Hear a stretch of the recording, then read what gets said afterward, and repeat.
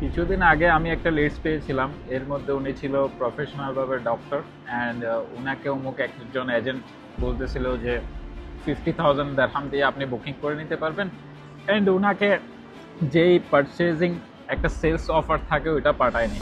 তো উনি ওইসব ইনফ্লুয়েন্সের ভিডিওস দেখে আমাকে বলতেছে ফাহিম, উনি তো বলতেছে আমাকে 50,000 দেরহাম দিয়ে আমি বুকিং করে ফেলতে পারবো অ্যান্ড রেস্ট অ্যামাউন্ট ওনার 3 মান্থসের মধ্যে পেমেন্ট করতে হবে, ওনাকে এটা বলা হয়নি।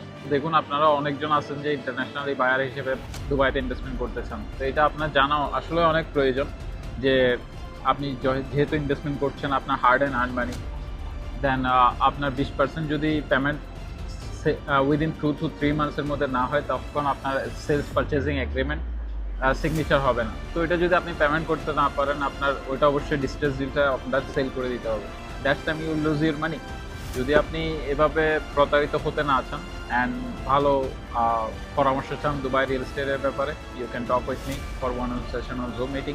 I will guide you pro and cons, exactly why you need to invest in Dubai, and I will give you a pro and cons which project is suitable for you.